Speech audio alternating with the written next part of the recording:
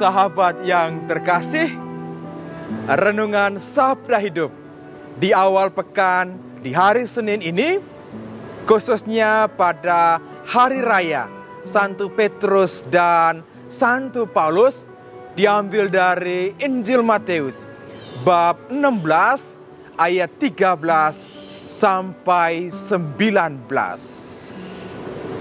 Suara mereka telah mencapai ke seluruh bumi, dan kata-kata mereka sampai ke ujung dunia. Surat Rasul Paulus kepada jemaat di Roma bab 10 ayat 18. Suara mereka itu sudah sampai ke ujung bumi. Suara para rasul.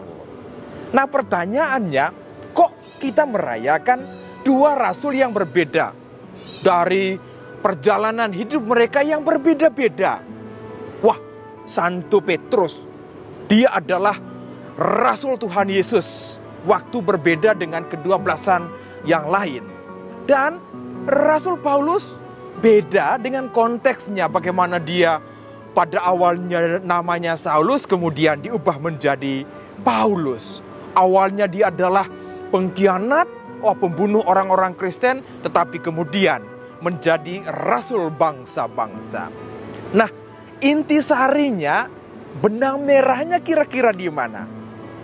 Para sahabat yang terkasih, benang merahnya itu ada pada kemartiran mereka. Kemartiran, pengakuan iman, walaupun beda, tetapi tujuannya sama satu, yaitu Mesias, Anak Allah. Bagaimana Petrus dalam Injil hari ini? Siapakah aku menurut kamu? Wah, kata orang Elia, kata orang Yeremia, salah seorang para nabi, Yohanes Pembaptis. Tetapi menurutmu, pengakuan iman Petrus inilah yang kemudian menghantar dia kepada di atas wadas ini akan kudirikan gerejaku. Dan kemudian bagaimana Rasul Paulus? Wah, bagaimana perjalanan pengkhianatan dan juga pertobatan di Damsyik itu menghantar dia walaupun menderita karena Kristus, tetapi kemudian darah para martir ini menjadi semangat dalam gereja. Karena itu para sahabat yang terkasih, hanya ada satu, yaitu pengakuan iman. Dalam gereja Katolik, kita tidak hanya percaya kepada kitab suci saja atau tradisi suci saja, tetapi percaya juga apa yang disebut gereja sebagai apostolik, di atas wadas para rasul. Karena itu ketika kita berjalan, iman inilah kita rayakan setiap hari. Iman akan Kristus Mesias, pengakuan Petrus, dan juga bagaimana perjalanan Paulus dalam bacaan hari ini. Dia sudah menyerahkan semuanya itu kemenangan untuk Kristus Tuhan.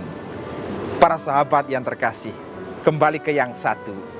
Dalam situasi COVID-19 ini, siapakah Tuhan Yesus menurutmu? Ini pertanyaan yang tidak mudah.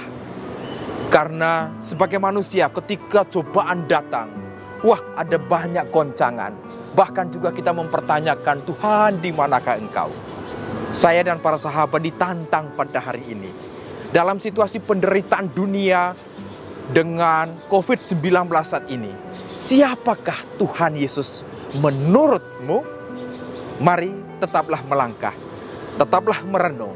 Sabda Tuhan, sabda hidup. Sabda hidup, sabda Tuhan.